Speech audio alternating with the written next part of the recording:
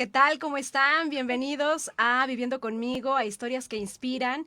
Y el día de hoy estoy súper contenta y muy emocionada de poder tener en este escenario a Fernando de la Peña, Yaca, que la verdad para mí es una de las grandes personas, ícono de lo que se refiere vocación, entusiasmo, pasión, hacia dónde te puede llegar todo lo que tú quieras proyectar en tu vida y que a veces no lo sabes en un principio y lo vas descubriendo, pero otras tienen la fortuna de saber exactamente qué es lo que quieren desde muy pequeños y lo van materializando. Fernando, muchísimas gracias por esta entrevista y pues bienvenido a Viviendo conmigo. Muchas gracias, Grecia. Para mí es un gusto, un privilegio estar aquí contigo y sobre todo en tan bonito canal que ya estuve viendo y te deseo todo el éxito porque el motivo que tienes en tu canal creo que va a inspirar a mucha gente y hace una diferencia. Muchísimas gracias. Bueno, pues sin tanto preámbulo, yo quisiera saber quién es Fernando de la Peña, desde comentarles a todos ustedes que es originario de Tulancingo, pero quién es Fernando de la Peña como persona. Platícanos un poco.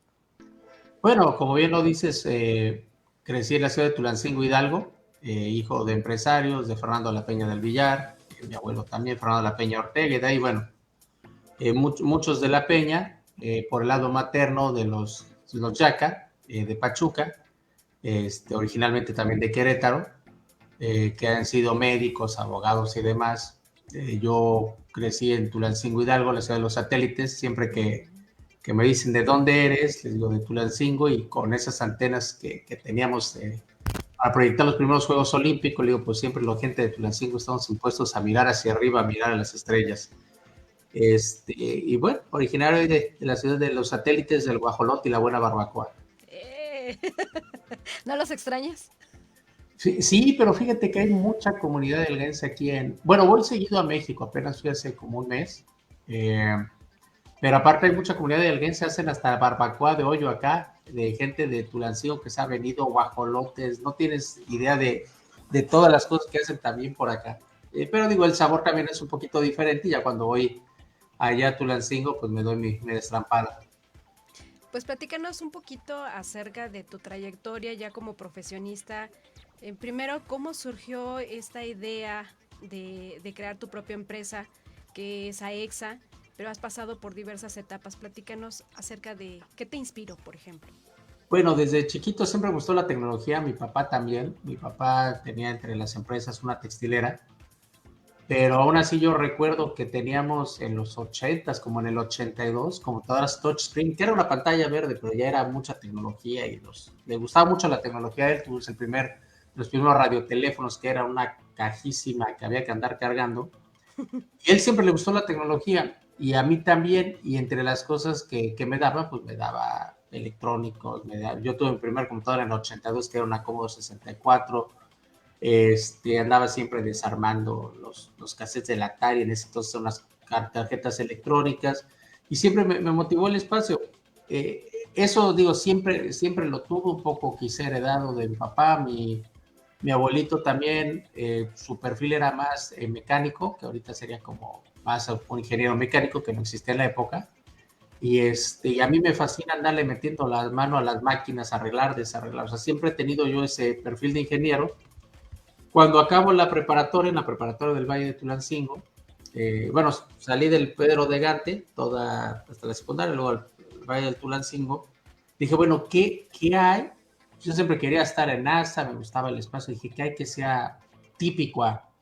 Y en ese entonces, y todavía creo, la carrera más idónea era ingeniería cibernética, en la Universidad de La Salle, que era una combinación de ingeniería electrónica, mecánica, sistemas y robótica. Bueno, con esta me voy.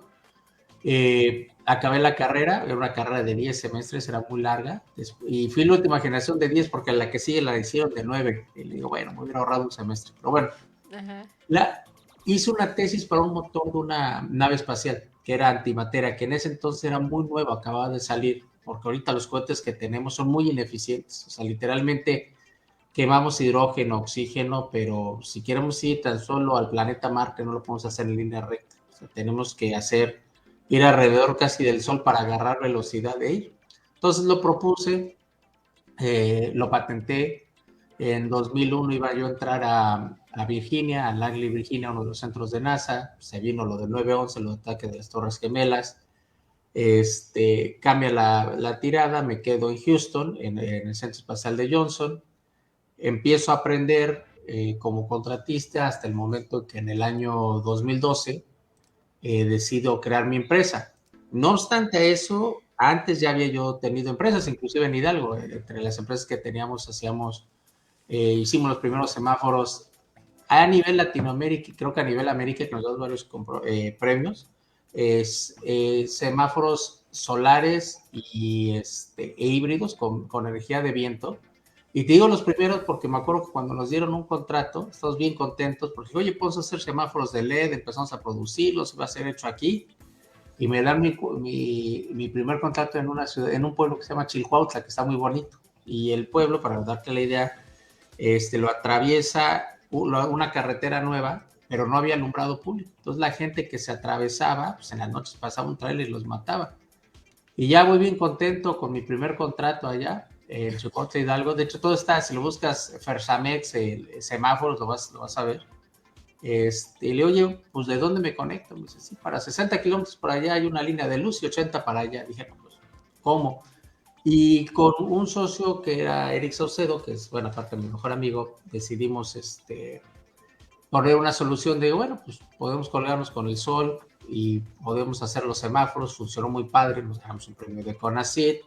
Les gusta, luego vamos a hacerlos en Pachuca. Y bueno, Pachuca la Bella Airosa, vamos a hacerlo con turbinas de viento que son más eficientes. Y empezamos a hacerlo. Y de empresas he tenido varias, pero en 2012 cuando decido, regresando al tema aquí en Estados Unidos, de abrir mi empresa, fue un cambio, porque una de las cosas que yo he visto, y tan solo mucha gente que ha emigrado aquí a los Estados Unidos, es que batallan. Son empresarios muy exitosos en México y aquí se topan a veces con pared, tratando de venderle al americano típico. Y una de las cosas que he aprendido es que es como un tablero, puede ser ajedrez o damas chinas, es el mismo tablero, pero las reglas son diferentes. Y tuve que aprender esas reglas. Eso me ha permitido, ahorita te voy a platicar un poco de mi historia. Para meterme y entender eso, me metí a todas las organizaciones que había. Me metí a una que fui creo que el primer hispano, que era National Contract Management Association. Cada parte del gobierno de los Estados Unidos tiene un capítulo, que es la organización que da las licitaciones. Por ejemplo, una de las más poderosas porque son los oficiales que crean y hacen las licitaciones. Y hay una por cada uno de los 10 centros de NASA, hay una por cada una de la Fuerza Aérea, o sea, son muchísimas. Empiezo y aparte como primer hispano, empiezo a crecer dentro de la organización y hasta un punto me decidí a ser presidente, y aparte primer presidente hispano, porque no son organizaciones hispanas, me empecé a meter con organizaciones todas anglosajonas. Y me acuerdo que entre broma y un poquito de, pues no sé, de chascarrillo, porque siempre tengo una relación, en lugar de presidente en inglés me decían Mr. Presidente. Y había un poco de dudas diciendo, pues, ¿qué va a hacer de diferencia? Cuando dirigí esa organización, le ganamos a todas las organizaciones a nivel nacional. Me llevé un premio a nivel oro, como el capítulo más exitoso, y me dieron un premio en Washington. Y así como esas, empecé a deslindarme en varias organizaciones, inclusive la organización de empresarios en NASA. He sido presidente 2 veces, que le ayudo a otros empresarios a que puedan tener empresas exitosas y ayudarles cómo puedan tener sus contratos. Y aprendí las reglas, que fue la parte más difícil, porque abrir una empresa, aquí en Estados Unidos puedes abrir y cerrar una empresa en 24 horas. Pero el problema es que es como el huevo y la gallina. Nadie te va a dar un contrato si no demuestras tus últimos 3 contratos exitosos. Y si no tienes tu contrato, nunca vas a tener esos 3. Entonces empecé a ganarme confianza, empecé a conocer más el panorama, a desarrollar tecnologías que fueran diferentes. En ese entonces, 2016, empezaron mucho las tecnologías de hologramas y empecé a decir, ¿sabes qué? Yo creo que podemos hacer eso. Empezamos en mi empresa a trabajarlo.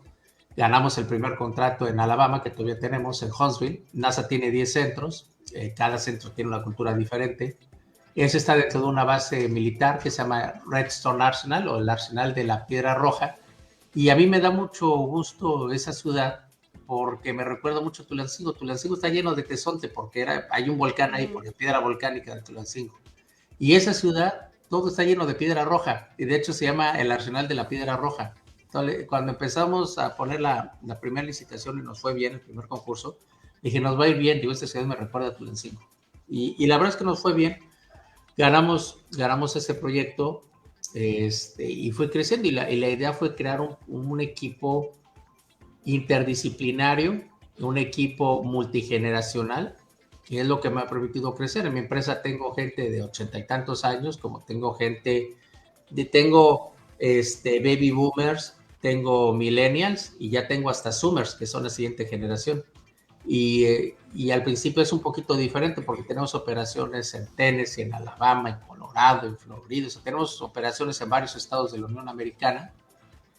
Y si en México es difícil poner de acuerdo a alguien de Monterrey con alguien de Chiapas, con alguien de Yucatán y alguien de la Ciudad de México, que tienen diferentes perfiles, y ponerlos de acuerdo, en este país que es más grande y con ideas más diversas, es muy difícil ponerlos a todos ahí de acuerdo, pero ha funcionado, me ha funcionado sumar, y aparte el tener gente multigeneracional, que al principio las generaciones viejas prefieren las reuniones en persona, las más nuevas prefieren virtual, otros prefieren trabajar a su propio tiempo, pero algo que he podido hacer es hacer buenos equipos, y cuando conjuntas todo eso, salen las cosas bien, y eso ya me alargué mucho, pero literalmente eso es lo que me permitió entender las reglas del juego, empezar a tener una empresa que empezara a ganar proyectos, y después convertirse en una empresa que empezara a liderar, en lugar de esperar a que el gobierno soltara un requerimiento, ir por delante y empezar a decir, ¿sabes qué? Podemos hacer esto y ir adelante. Hablas de un tema muy importante, que es la cuestión generacional. Creo que es lo que está batallando muchas de las empresas aquí en México, porque no saben exactamente hacia dónde dirigirse o cómo tratarlos o cómo crear ese equipo de colaboración importante para que los proyectos salgan. O sea, nadie tiene la razón, pero vivimos en distintas generaciones y bueno, cada una tiene lo aplaudible. ¿Cómo lo has logrado tú? Lo primero, mira, cada generación es diferente. Mi mamá tiene un dicho, dice que ella, imagínate las televisiones, que ellos eran de la época de la perilla, las televisiones tenían perillas para cambiarle. Mi generación era del botón, la generación adelante era del touchscreen, y la que sigue es que le hablas por voz a la televisión. Pero cada generación, yo lo recuerdo, los baby boomers se quejaban de nuestra generación se queja de la que sigue, porque son diferentes épocas. Y lo que me ha funcionado es ser abierto y tener un sistema flexible. Mira, hay una palabra que entendí, y no soy el único, con los millennials. De repente los estresas y me dicen, necesito 2 días de vacaciones, ¿para qué? Para descomprimirme. Dicen, decompress, ¿y eso qué es? Sí, es que es tanto mi estrés que necesito 2 días para descomprimirme. Yo jamás lo había oído. A mí me decían estrés, y aparte, pues pícale más. Yo estoy impuesto, sobre todo muchos contratos que tenemos son con gente de militar, que es mucha presión, y pues yo estoy acostumbrado a la presión. Entonces, lo primero que te dicen es que necesito descomprimirme porque es mucho estrés, o tratar de tener un poquito de mis propios horarios flexibles y viajar. Tienes que ser flexible. Nosotros en la empresa desarrollamos un sistema que ya existe, pero tenemos sprints, cada 2 semanas tenemos tareas, y tenemos un sistema que se llama Asana, y nos permite saber las tareas de cada uno. Literalmente van planeadas, y a mí no me importa si el millennial o el zoomer lo hace de 8 a 5 de la tarde, o si lo quiere hacer de 3 de la mañana a las 11 de la mañana, con que lo haga, para mí está bien. Y creo que esa es una parte importante, porque los millennials, la verdad es que son muy talentosos, los zoomers también, y una de las cosas que tenemos que estar abiertos, pues los millennials son los que van a estar manejando las empresas, y ya las están empezando a manejar. O sea, nuestra generación, que la mía es la X, tiene que transicionar a cómo están trabajando los millennials, y no mi generación atraparlos y decir tiene que ser como es la misma. Y va a pasar lo mismo, los millennials se van a quejar de los zoomers y va a pasar lo mismo. Entonces, lo que me ha funcionado es aceptar esa flexibilidad, porque las empresas vamos a ir cambiando. Y si no cambias, y si tratas de forzar el cambio a lo que fue tu generación, vas a tener choque, vas a tener gente que no está contenta con el trabajo y vas a tener gente que se te va a estar yendo y no vas a retener personal. Y el no retener personal es lo más difícil en una empresa. Te cuesta trabajo entrenarlo, darle los valores, que entiendan, y que se te vaya la gente, pierde lo más valioso. Sí, claro, es la capacitación es muy costosa, la rotación de personal y también el riesgo laboral son muy costosos cuando no sabes dirigir y entender este tipo de detalles como empresario, ¿no? Aquí en México es indudablemente con lo de la pandemia tuvieron que transformar muchas cosas, vieron que sí se puede trabajar desde casa, descubrieron que sí, algunos estaban como muy renuentes todavía, y esto también nos llama al entendimiento de la tecnología. Y en este caso, entrevistarte a ti, pues nos permite ampliar ese panorama. Sí es una cuestión generacional de la resistencia hacia lo que funcionó en su momento y en este momento ya no es tan funcional. Y es como quererlos volver a meter a una caja y esto es lo correcto. Entonces, es muy importante lo que tú estás comentando. Esperemos que muchos de los que nos ven, que son amigos empresarios y que son amigos profesionistas, lo adapten y lo lleven a esta práctica y dejemos de resistirnos Y a te estas voy a decir una transformaciones. cosa que muchos papás, bueno, van a estar de acuerdo conmigo, pero dicen, luego los niños todo el tiempo están jugando y hablando con sus amigos en línea y jugando en línea. Y sí tienes que poner un alto y sí tienes que poner horarios y tienen que hacer actividades físicas, eso sí es cierto. Pero hay papás que me decían, es que yo no dejo a mi hijo jugar. Le digo, no, espérate, déjalo jugar. Le digo, ¿por qué?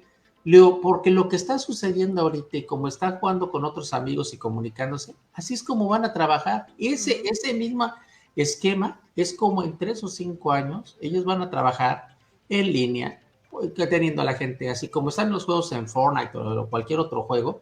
Pero así es como van a trabajar. Le digo, no le quites esas habilidades a tu hijo, no lo prepares para lo que tú viviste, prepáralo para lo que él va a vivir. Y de repente muchos, es que le digo, hazme caso, le digo, prepáralo para lo que va a vivir y te vas a dar cuenta del cambio. Y la verdad es que así ha funcionado porque pues literalmente te van preparando a trabajar en línea. Los niños, luego es impresionante multitasking, los Zoomers, están con 8 conversaciones a la vez y están aquí con la iPad y están en el juego y están haciendo 10 cosas a la vez. Y yo le digo a los papás, intenta hacer esas 10 cosas. Le digo, no hagas 10, intenta hacer esas 5 que estás haciendo al mismo tiempo. Me dice, no puedo. Le digo, ok, esas son habilidades que están desarrollando los niños como Zoomers y es tanta la información. Mira, platicaba yo con Vinton Cerf, que es uno de los inventores del Internet, padre del Internet y es vicepresidente de Google, es amigo mío.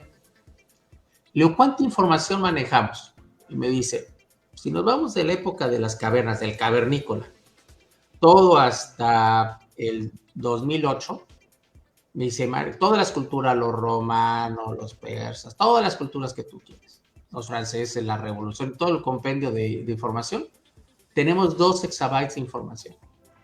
Dice, esos mismos 2 exabytes que recopilamos desde el hombre de las cavernas hasta el 2008, los producimos cada 5 minutos actualmente. Y al día de hoy, por ejemplo, la edición dominical del periódico El Universal tiene más información que lo que una persona en 1900, nacida en 1900, captaba en toda su vida. Entonces, tenemos mucho más información Claro. de la que debemos manejar y por eso les digo, pues, déjenlos hacer. El cerebro siempre se ha seguido adaptando, son cerebros más evolucionados y están diseñados a captar más información en multitareas. Claro, ese es algo muy importante lo que nos estás comentando. Hay muchas de las dudas que quisiera a lo mejor que me pudieras, bueno, de saber cuál es tu opinión al respecto en cuanto a materia tecnológica se refiere en nuestro país. Inclusive tenemos todavía escuelas donde el internet todavía no llega o no llega a la luz, por ejemplo, ¿no? Pero cada día hay más personas interesadas en hacer dirigirse al ámbito de la tecnología.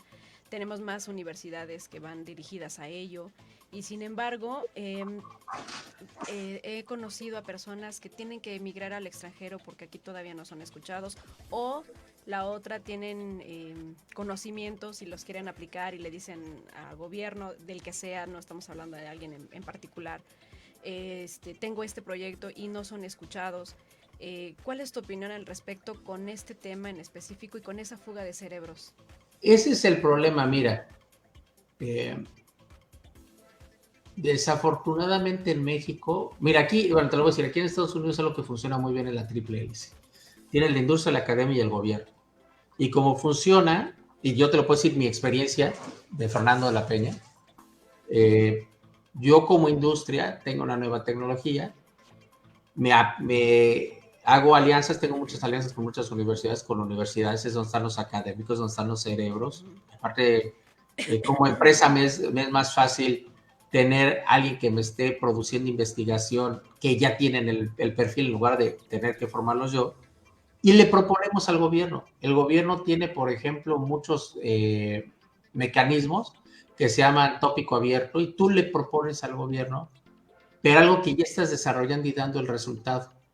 El problema en México, como yo lo vi, es que tenemos el problema que lo propones al revés. O sea, la idea de papá gobierno, que le dices, es que el gobierno no me ayuda, es que el gobierno... Eh, y no es eso. Mira, cuando propusimos el tema de la Agencia Espacial en México, que ahorita ya está en decadencia desafortunadamente, pero bueno, eh, decían es que el gobierno no apoya la ciencia. Cuando estuve en la Cámara de Diputados, senadores y diputados, salió aprobado por todos los partidos políticos. Y lo que aprendí es que nadie se acercaba a los diputados ni a los senadores. Digo, no apoyan, pero le he dicho, oye, ¿cuánta gente ha venido? No, pues nadie. Pues digo, es que por eso es que no los escuchan. Estamos mucho a la idea de que piensas que el gobierno te venga con la solución y creo que es un error de mi punto de vista. Y lo he visto en muchos otros países, igual en Europa con la Agencia Espacial Europea. Lo que se debe hacer es que la industria, el empresario, debe de tener una solución, empezar a trabajar, buscar todas las ventajas que te ofrece la academia, que tienes investigadores científicos. En pocas palabras, tus costos como empresario son muy bajos si tienes a la academia apoyándote y aparte ellos tienen acceso a maquinaria. Por ejemplo, si tengo un nuevo invento, una nueva máquina, unos nuevos pares de lentes con hologramas, se los puedo dar a la industria y a la academia. A ellos les sirven para hacer investigación, pero a mí me producen investigación. Y ya entre los dos encontramos un buen producto, una buena solución, y es cuando ya le dices al gobierno, oye, traigo esta idea, ya está sustentada, ya traigo un porcentaje de ventas y traigo este respaldo. Y el problema que yo noto es que llegas y dices, es que el gobierno no del apoyo, es que el gobierno, y creo que estamos tratando de poner, ¿cómo se dice? La carreta enfrente del caballo, como dicen aquí. Yo creo que es un tema de perspectiva porque el gobierno, pues quieras o no, no puede dar las soluciones a todo lo que a ti se te ocurra, sobre todo si tú eres una mente tecnológica, una mente innovadora, pues no se le va a ocurrir que alguien en una región está pensando en una idea que puede cambiar al mundo y lanzar una licitación ahí. O sea, ya cuando lanzas una licitación ya es porque ya hubo algo ya platicado, algo que permeaste, algo que les enseñaste. Entonces digo, mi única observación es que creo que debe de ser al revés, porque si no, nunca va a haber un gobierno que satisfaga eh, esa necesidad de invertir en la tecnología. Tiene que venir primero las necesidades y las propuestas y después que el gobierno las fonde. Si no, pues se va a ir todo al fondo perdido. Claro, por eso los proyectos ni siquiera pasan del año y medio prácticamente. Y es En que lo que como van... empresario, ajá, Ujú. y como empresario te obliga, a, si yo no genero dinero, si yo no genero recursos, no pago nómina, no pago mis investigadores, no, o sea, te obliga el mismo sistema como empresario a buscar tu fondeo y después proponérselo al gobierno. Y ya cuando se lo propones al gobierno, nadie te va a comprar los volúmenes que compra el gobierno. O sea, el gobierno es el comprador más grande que hay en cualquier país. Pero no puedes venir con una idea que todavía no está bien sustentada, sino que ya tienes que llegar con algo, inclusive algo que esté generando ventas o que tengas algo, como dices, el past performance. Y pasa aquí en Estados Unidos. A mí no me daban un contrato hasta que no demostraron mis últimos 3 contratos. Y pasa en todo el mundo. Entonces tienes que primero tener un sustento y luego proponérselo al gobierno. Ok. Bueno, en este parámetro de la pasión de tu vocación y de tu profesión, eh, ¿cómo, cómo un niño, no quiero ser denostativa con la palabra, pero como un niño promedio que sí quiere llegar a los niveles que tú estás llegando en estos momentos, puede llegar a ocupar un lugar muy importante, por ejemplo, en la NASA. Digo, la mayoría cree que se necesita muchísimo dinero para poder costear una carrera como o una profesión como la que tú tienes.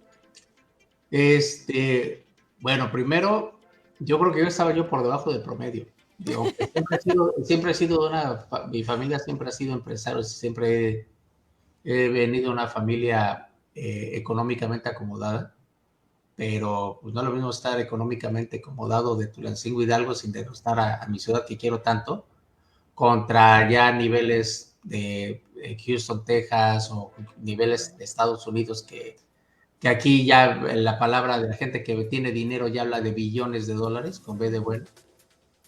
Y te voy a decir, y aparte tú has de creer que yo era de puros cienes y que era yo de muy buenas calificaciones, y no, te voy a decir cuál es la clave, porque te voy a decir un poquito mi historia. A mí me costaba mucho trabajo, por ejemplo, las matemáticas. Era yo muy burro. Y me la pasaba en secundaria en mis asesorías con el profesor Gustavo, que le mando un saludo si le llega a ver. Ok. Ajá. Y con el Víctor Cádiz Canales, que anda en Honey. Pero me la usaba en asesorías, pero a mí me tomó el inspirar un profesor que se llamaba Telmo Ramírez del Ángel, un profesor de física que ya estimé mucho. Pero me inspiraba porque yo le llegaba con ideas, oye, si pasa esto y se mueve un protón y todo, y siempre me ayudaba a mantenerme inspirado. Y esa inspiración es lo que te mantiene, que tengas una idea que la quieres hacer, que seas exitoso. Yo cuando llegué a la universidad, bueno, mi papá fallece cuando yo tengo 10 años. Mi mamá no quería yo que no quería que estudiara ingeniería, creo que todavía ni lo quiere, pero ya no quedó de otra. Y le estudié y del primer semestre de 7 materias reprobé 5. Y entre que mi mamá me decía, no, de ingeniería no, y el vicerrector en ese entonces de la escuela me dice, voy a pedirle permiso a él para seguir. Me dice, no, yo conozco muchas generaciones y yo te puedo decir que tú nunca vas a ser ingeniero, tú no tienes madera de ingeniero. Y y bueno, más te pica el orgullo y dije, no, pues se lo voy a demostrar. Durante la estadía que estuve en la Universidad de La Salle, siempre entregábamos los mejores proyectos. De hecho, el rector estaba muy contento con nosotros, el nuestro Lucio Tasser. Y ya cuando me graduó, le digo al vicerrector, no me parece que todo está equivocado, se queda todo rojo. Pero la gran diferencia es que siempre traía yo la idea de qué quería hacer.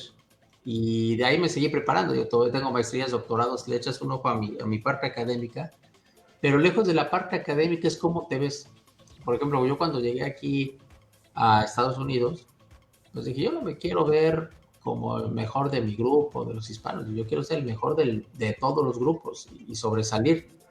Y tener esa idea creo que es lo que te mantiene adelante y lo puedes ver. Viene mucha gente, en NASA hay mucha gente de México y de muchos otros países que migran para acá. Y el común denominador es cómo se ven ellos. O sea, literalmente es que se cree que lo van a lograr. Y cuando los ves, a lo mejor no eran ni becados y vienen de estratos muy abajo.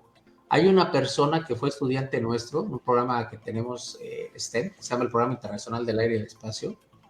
Se llama Obed Vadillo. Los papás de Pachuca, de origen muy humilde. El papá, entiendo, creo que era taxista. La mamá vendía unas enchiladas muy ricas, que cuando me echo una vuelta por allá me las hago, me las voy a comer. Pero no sabía siquiera si iba a estudiar ingeniería. Me decía, es que no tengo dinero, no puedo. Vino con nosotros este programa que hacemos cada año, se motivó, hizo conexiones con la Universidad de Rice University, que es una universidad privada, consigue que lo bequen. O sea, ese muchacho que le decíamos el underdog, el de no es para mí y estas cosas no son para mí, yo no lo voy a lograr, de Pachuca Hidalgo, logró que se lo becaran, logró que saliera adelante, sacó su carrera, sacó sus posgrados y ahorita es uno de los primeros, principales ingenieros en SpaceX en Florida. Y te lo digo de alguien de Pachuca que yo conocí desde sus orígenes cuando empezamos con esos programas. Y tú lo ves la diferencia no es ni que tengas dinero, ni que tengas, que saques cienes en la escuela, ni que seas muy aplicado. La idea es que tengas la idea de lo que quieres hacer, que la protejas, tienes que ir cambiando el ritmo, pero que la mantengas. Y eso es algo que funciona. Yo siempre he dicho que uno puede ser tan grande como sus ideales o tan pequeño como sus dudas. Mientras tengas dudas, pues ya valió, pero la gente que prospera y logra es la que siempre mantiene el sueño adelante. Me encanta esa frase que acabas de mencionar, la vamos a estar replicando. Hay otro de los temas importantes acerca de todo lo que se lleva a cabo en materia de tecnología, de cuestiones del espacio, en México en particular. ¿Cómo andamos? ¿Cuál es el nivel? ¿Qué se espera todavía en este tema? En México hay mucho talento, muchísimo. El gran problema es que se tienen muchas empresas manufacturadoras. Y era una cosa que decía, le digo, en una empresa no gana lo mismo el obrero que el dueño de la empresa. Le digo, mientras seas manufacturador, pues eres el obrero de otra empresa. Le digo, tienen que desarrollar sus propias tecnologías. El problema, vamos a lo mismo, lo vimos sobre el tema de la agencia espacial que salió en el Universal. Trae un tema de la Auditoría Superior de la Federación que no han cumplido. El director anterior igual fue vetado por corrupción. Ahorita traen ese problema y aparte tienen un problema de que no hay presupuesto. Me dicen, es que no le da el gobierno. Y platicaba yo con uno de los principales académicos allá en México, con Pepe Franco de la UNAM, que tengo buena amistad. Dice, es que no les dan presupuesto. Le dije, no, Pepe, yo no es que no les dan presupuesto. Si no propones algo que le demuestres al gobierno que va a beneficiar, el gobierno, ¿por qué va a quitar dinero? Programas para dar comida o para hacer carreteras o para hacer hospitales, ¿por qué le va a quitar dinero a ese programa para ponérselo a ciencia? Le tienes que demostrar el beneficio, tienes que demostrar algo que aparte haga bien, ver bien al gobierno y que genere oportunidades de empleo, de preparación, de creación de empresas. Si no traes esa iniciativa y ese liderazgo, pues obviamente el gobierno dice, no me está generando nada, le voy a reducir el presupuesto. Mira, aquí en NASA hay un estudio de que por cada dólar que invertimos en ciencia y tecnología espacial, se recuperan 7 a partir de las empresas. Por ejemplo, esa tecnología que yo manejo de teleportación holográfica, y ahorita la estamos comercializando y en la comercializada genera empleos, pago impuestos y demás. Y ese es un ejemplo de que por cada dólar se manejan 7. Cuando propusimos la Agencia Espacial en México, ese mismo estudio lo adaptamos y creemos que por cada peso se puede recuperar hasta 10 en creación de empleos, en impuestos y demás. Pero si llegas sin proyectos y lo manejas como lo mismo, como una estructura nada más burocrática, pues siempre vas a tener el mismo resultado. Entonces, creo que lo que falta es que hay mucho talento. Yo he visto la gente que viene, la gente que emigra, la gente que no tiene oportunidades allá, que no las encuentra, de que tiene que buscar otro lado o estudiar otra cosa. Y hay mucho talento, digo, la creatividad del mexicano es muy alta. El problema es que las oportunidades creo que no se están generando porque no hay esas propuestas. Y creo que esa parte de crear empresarios, de crear innovación, funciona. Aquí una cosa, y lo que pasa en todo el mundo, pero aquí hay personas en cochera, así como Steve Jobs y Steven Wozniak cuando hicieron Apple, que en una cochera dijeron, vamos a hacer una computadora, y esas ideas de cochera, aquí hay muchas, y en México debería suceder lo mismo. Aquí tienes personas que tienen una idea, ni siquiera un concepto, una idea, la empiezan a refinar y después empiezan a pedir, se llama capital semilla, y ese capital semilla le piden al tío, al primo, al abuelito, a quien sea alguien de, oye, apóyame, les dan un poquito de capital, construye un prototipo, y ya después, cuando empieza a tomar forma y se ve que hay un interés, vienen por rondas de inversión, ya piden una ronda de inversión, ya hay empresas que se dedican a invertir en ese tipo de empresas y generan esa riqueza. Creo que eso falta en México, esa cultura de tener una idea que no necesitas el dinero, a lo mejor hoy es un poquito de capital semillas, traes una idea para construir un prototipo y después buscar los mecanismos de que te puedan financiar. Hay muchas empresas, inclusive en México, que se encargan a financiar ideas y ya conforme vaya creciendo y ya tengas clientes y empieza a generar, ahí sí ya la propones al gobierno. Yo creo que nada más, voy sobre lo mismo, creo que nada más es acomodar las piezas de manera diferente, utilizar los talentos y que tengan la iniciativa de crear sus propias compañías, en lugar de esperar que una compañía grande los va a buscar. Las compañías grandes, yo las he visto, todo el mundo pensamos que tienen, sí hay unos que llaman headhunters, buscando gente talentosa, pero difícilmente están buscando que alguien saque una tecnología nueva y los van a comprar, los van a apoyar. Es muy difícil. Tienes ahora sí que rascarte por tus propias uñas, sacar la tecnología, empezar a demostrar que funciona, empezar a tener clientes, y ahí es cuando sí ya viene todo el interés. Y digo, creo que nada más ese es lo que le falta a México, esa capacidad de crear más empresarios con ideas que puedan fomentarse y no esperar la ayuda que venga del gobierno o de una empresa. Y bueno, este tema de la Agencia Espacial en México, ¿tú consideras que sí tiene realmente futuro en este momento o cómo lo visualizas? Tiene todo el futuro. El problema, mira, son 60 y tantas agencias y es la única que tiene problemas económicos. Pero tiene problemas económicos porque no ha generado programas. El problema es, por ejemplo, lo de los robots colmena que van a mandar a la luna. Pues es un programa de una universidad, no es de la agencia. O sea, llegan y no tiene laboratorio la agencia espacial, no están produciendo, no crean licitaciones. Se mantiene mucho a la difusión, a tener su canal de difusión, pero sin proyectos. Pues es la única agencia que está padeciendo por dinero. Y creo que corre el mismo riesgo como le pasó a la Comisión Nacional del Espacio Exterior en México, que era la primera agencia espacial que tuvo México, de que la cierren porque está en un ciclo burocrático. Cuando la agencia o un director salga de ese punto de confort de recibo mi sueldo, estoy bien aquí en la burocracia y tengo a mis cuates, y realmente le cuesta el trabajo de ir a gestionar recursos, buscar empresarios y tener esa alianza con la industria, creo que ahí sí tienen mucho, mucho potencial. Pero mientras tanto, pues digo, se va a quedar donde está, porque el gobierno cada vez le va a decir, ya me cansa de mantener a tus cuates y cada vez le va reduciendo dinero, porque no hay generación de nada, contra, por otro lado, pues no hay apoyo de la industria. Entonces, la comunidad científica en México está enojada con la agencia, porque no los toman en cuenta. Los empresarios en México no los toman en cuenta. Y lo único que tienes es a su círculo de cuates. Pues obviamente el gobierno va a decir, ¿sabes qué? Pues mejor creo unos hospitales o carreteras o veo cómo ayudo. Creo que solamente falta cambio de liderazgo. Y cambio de liderazgo ni siquiera a lo mejor cambio de director, cambio de visión. O sea, ¿a qué se tienen que abocar? Porque lo hacen todas las agencias buscan recursos. NASA, yo lo platiqué cuando creamos la Agencia Espacial en México y se reía mucho ese grupo, decía, es que una agencia no comercializa. Le digo, claro que todas las agencias comercializan, es como ganan. Le digo, NASA tiene un área especial de comercialización, la Agencia Espacial Europea, comercializan, ganan, comercializamos patentes, comercializamos tecnología.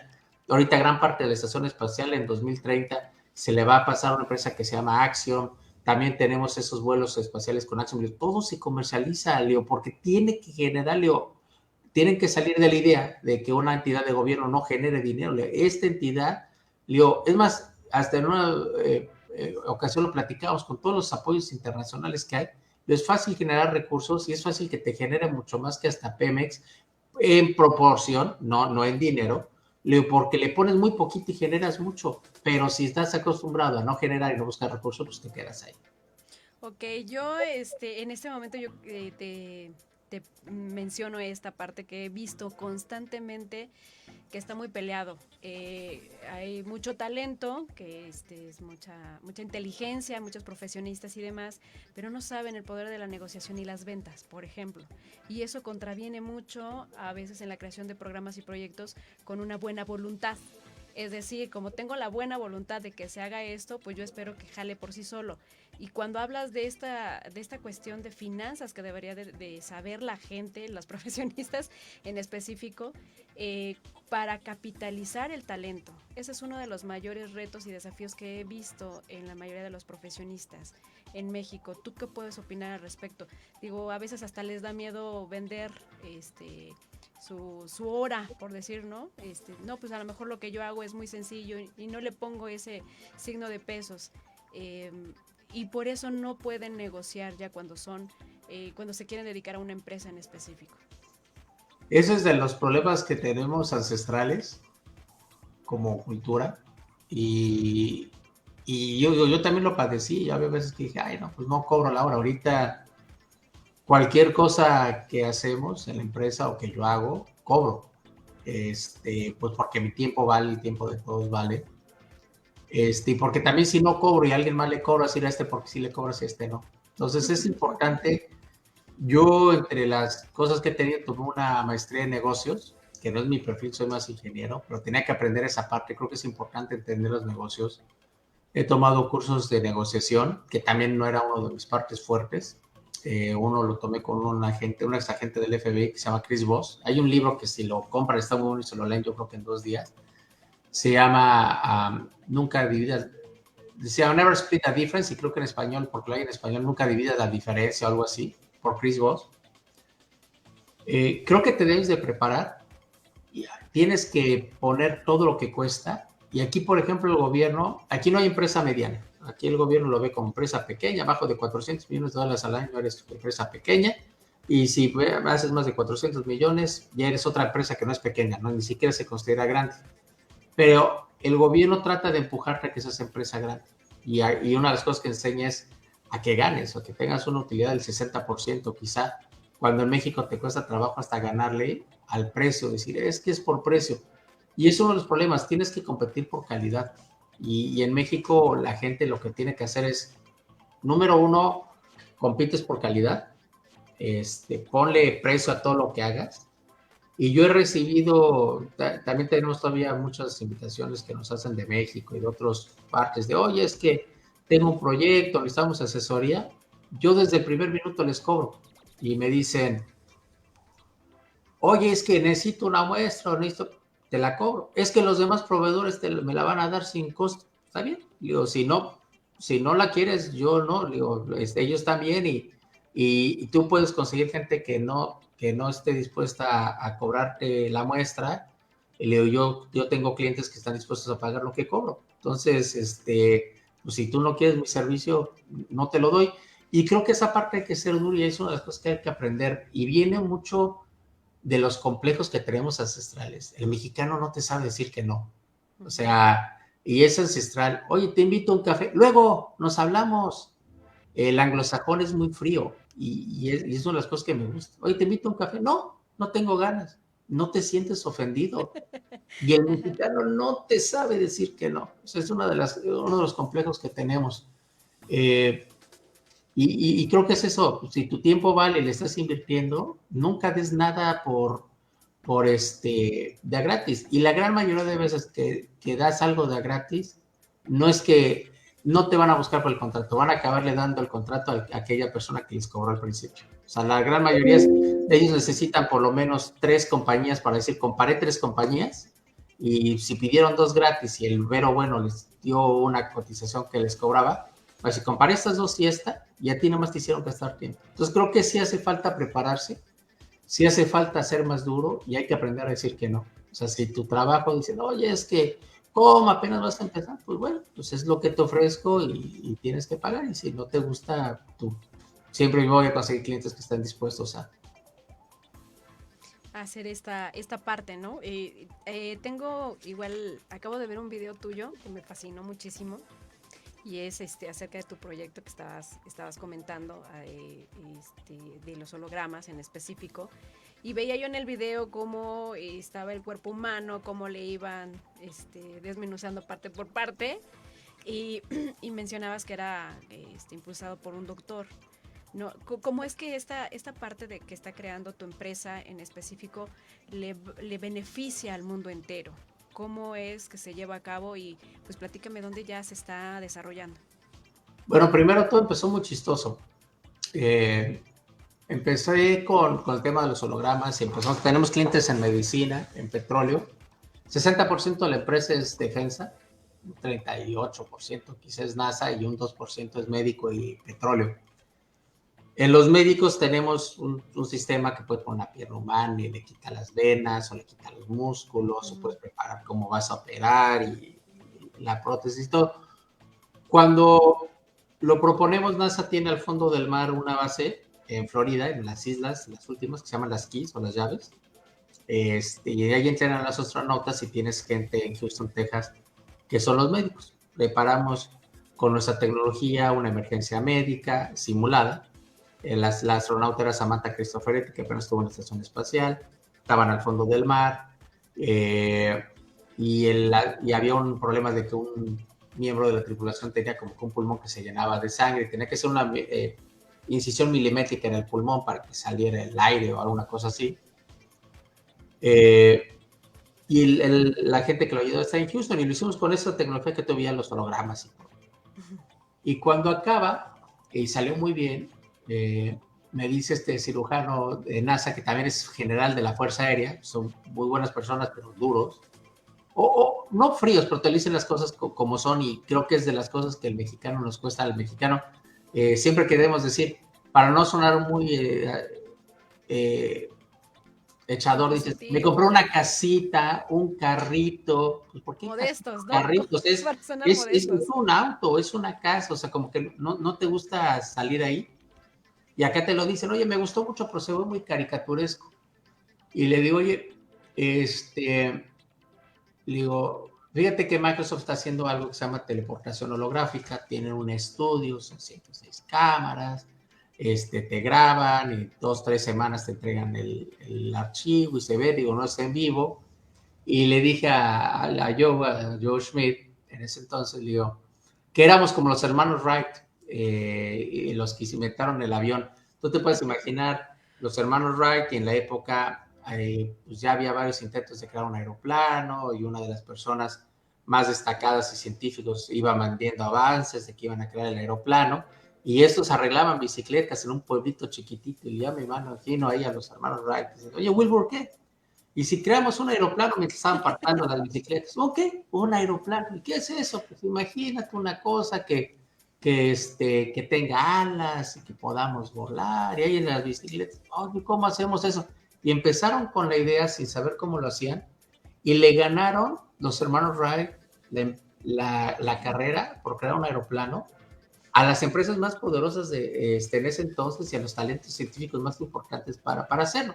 Y en ese entonces digo que Josh Schmidt y yo estábamos así como, oye, yo, ¿qué? ¿Y si creamos teleportación holográfica portátil en la estación? Oye, y digo, estamos como los hermanos Wright. Sí, mira, pues podemos hacerlo con una cámara y lo hacemos más reducido y demás. Y fue como vino la idea.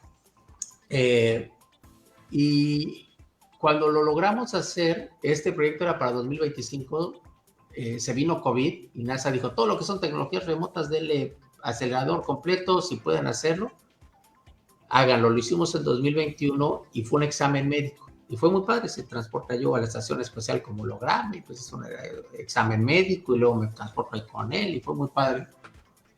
Y después empezamos a hacerlo 2 días, a tener a un astronauta que también se transportara a la Tierra, que pudiera estar aquí como holograma. Y una de las cosas que nos sucedió muy chistosa, y te voy a decir por qué, que voy a lo de la entrevista. En una de las teleportaciones holográficas hay un astronauta que se llama Kayla, y ella estaba en la estación espacial. La estación espacial es del tamaño de una cancha de fútbol, soccer, y conocen a las personas que están, porque todo el tiempo están confinados y los ven diario, y están ahí por un año, casi, y de repente se distrae ella y aparece yo como holograma. Y fue tan real que ella le dice, hey, hazte para atrás, estás invadiendo mi espacio personal. Y después se queda así ella y se ríe, ahí tengo el video, y dice, es que nunca pensé que un holograma pudiera invadir mi espacio personal. Para ella, en su momento, en su mente, él era real. Físico. Entonces, y aparte tenemos otras cosas que puede sentir el holograma y demás. Y platicando con ellos, le dijimos, oye, ¿sabes qué? Que eso tiene mucho potencial. No somos los únicos que trabajamos en teleportación holográfica.